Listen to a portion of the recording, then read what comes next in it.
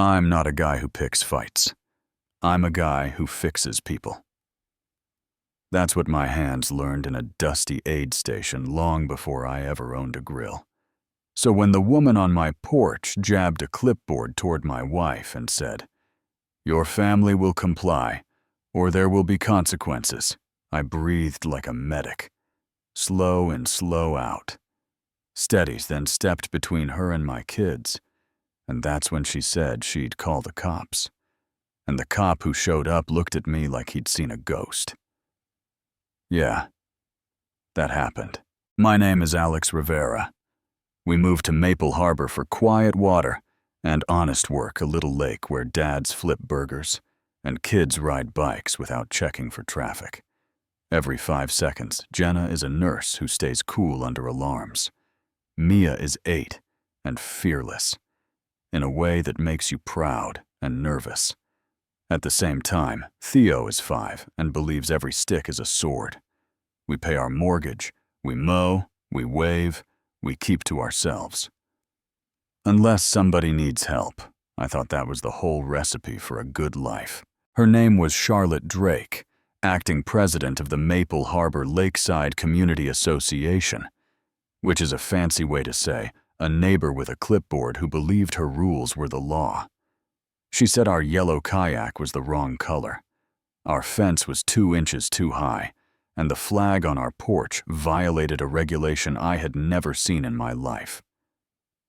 Behind her, a photographer kept firing shots. Like my yard was a crime scene in the driveway. A black SUV idled like a bodyguard. I asked what this was really about. Calm voice, hands open. And she smiled. With the kind of teeth you buy on payment plans. "Men with your background can be unstable," she said. "Iraq Medical. 82nd Airborne. Right." Which made the hair on my neck stand up because those details weren't on a mailbox. You know what I mean. That night, with the house quiet and the lake talking to the rocks, I searched her name. One link turned my stomach. Evan Drake. Beloved son killed in Mosul. The face in the photo was one of those kids I still carry, the kind you talk to while you're packing a wound. Stay with me, buddy. The kind you try to keep laughing about bad coffee so his brain doesn't fall into the hole of panic. I did everything I knew how to do back then, and it wasn't enough. A mother got a knock on a door. Maybe someone like me gave her the news. Now she was on my porch, with 15 years of grief hardening into something sharp. At 8 a.m., on the dot she called, told me to list my house in 48 hours, or face legal escalation. Called me dangerous, mentioned my mental health, like it was a rumor she could spend. I told her we weren't going anywhere, she said. Wrong answer, and hung up. 10 minutes later, a neighbor texted police headed your way. Sirens, and my daughter still had syrup on her face. There are days when the world grabs you by the collar and checks your pulse. 2 cruisers stopped hard against our curb, blue lights washing our cedar siding. Charlotte pulled up with a tan man in a perfect suit, who introduced himself as Victor Lang, property development consultant. "We have standards to protect investments," he said, like families were inventory. Charlotte turned on tears and told the officers. I ranted and waved my arms and scared her that my service made me unpredictable. It sounded rehearsed because it was. I walked out with my palms visible. I'm Alex, unarmed. You can search if you need. I want my kids safe. Jenna stood behind me, recording. Smart woman, the younger cop said. Officer Nolan Brooks. I'll hear both sides. And he listened. Really. Listened, neighbors trickled into their yards like prairie dogs. Marcus called out that I shoveled his driveway after surgery. Franklin said I did CPR on her sister at the market. When Charlotte repeated my supposed threats for the 3rd time. Her story changed. Brooks wrote that down. Then she dropped names and places from my unit. No civilian should know, and I watched him clock it. Victor leaned in and hissed, "Stay on script," which the porch mic on Jenna's phone caught just fine. They left with no charges because you can't arrest a guy for a kayak color. As Charlotte slid into her SUV, she smiled without moving her eyes. "That was a warning," she said. "Next time will be different." And I believed her because some threats feel like weather. You can smell the rain before it hits. The next days were a machine. A white van parked across the street, with the same long lens peeking every hour. Our home insurance flagged a risk tied to my mental health. My boss got a call asking whether I had outbursts at work. A city inspector arrived on an anonymous tip about our deck, even though the permit was still taped under the joist. Jenna drew a timeline, like a nurse charting meds. "This is a sequence," she said, tapping her pen. "Allegation insurance employer inspector. Someone is running a checklist." She found 3 families online who'd been squeezed in the same order, same phrases, same buyer popping up at the end with a below-market offer. Guess who their closer was? Victor Lang.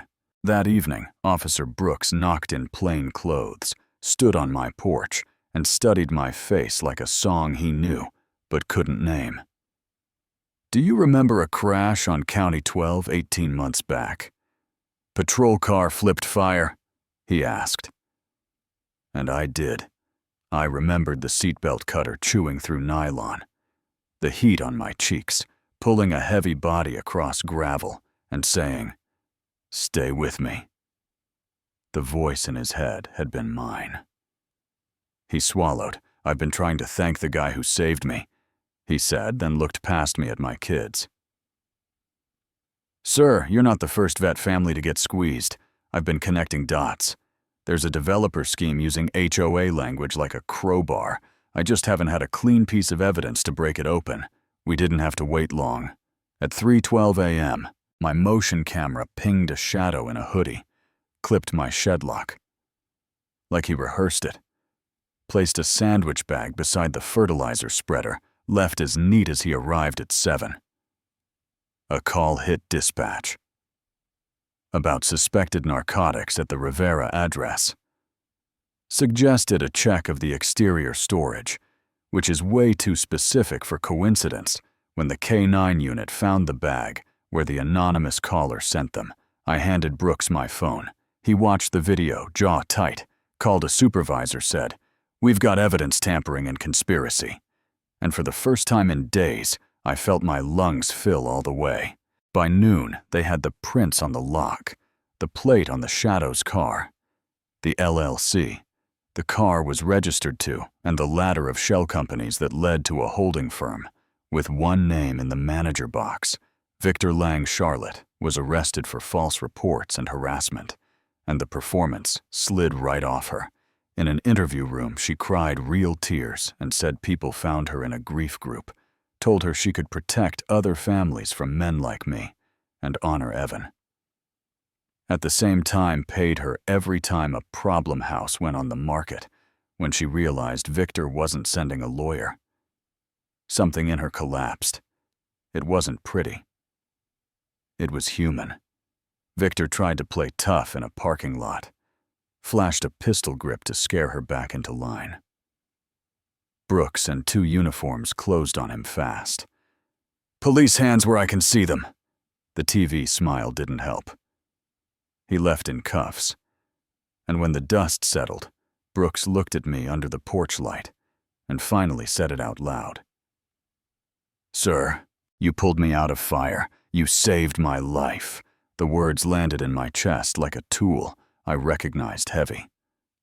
Useful, true, and the twist everyone loves to talk about wasn't even the point.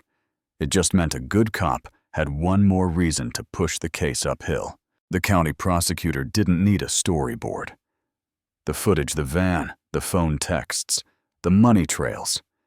It stacked itself. They called it organized real estate fraud. And veteran targeting. Plea deals spread, 3 families got their homes back. After forced sales were unwound, our block held a town meeting where we looked each other in the eye. Instead of through blinds, we voted to dissolve the fake association and write neighbor rules that start with 2 words. Decent, Charlotte. Asked the court to let her volunteer at a veterans center as part of probation. The judge said yes. She started a scholarship in Evan's name for medics, turning nurses. I spoke at the first dinner and told the room a simple thing. Fixing people isn't glamorous. It's gauze and patience, and showing up when showing up is the difference. We slept again. The kids stopped asking if the van was coming back. I went fishing twice without checking my phone. Then a reporter called and said the quiet part out loud. Those LLCs show up in 4 other counties. Some of the money touches a consulting shop with government clients. Our source says Charlotte was recruited higher than Victor. How far are you willing to go if this leaves Maple Harbor? I looked at the pirate map my son drew with our house labeled with a skull, at Jenna tying her hair for a night shift at the lake that had felt like a promise, as far as we have to. I said because once you've seen the gears, you can't pretend you're not a cog. That's my story. Told straight, no bow. A medic who just wanted to grill on a Sunday learned how power dresses up as paperwork and calls itself a neighbor.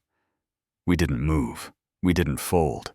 We breathed and recorded and fought with facts, and we won. For now, if you were me, would you have forgiven Charlotte? Or did mercy let her dodge the hammer? Should HOAs have the kind of power people hand them? Or are we mistaking clipboards for law? And be honest, have you ever looked at a veteran and assumed volatile? Before you met the person, drop your take in the comments. Tell me what you've seen on your block. If this hit close to home, hit like. So the next family that needs this lands on it and subscribe. Because if they push again, we push back harder.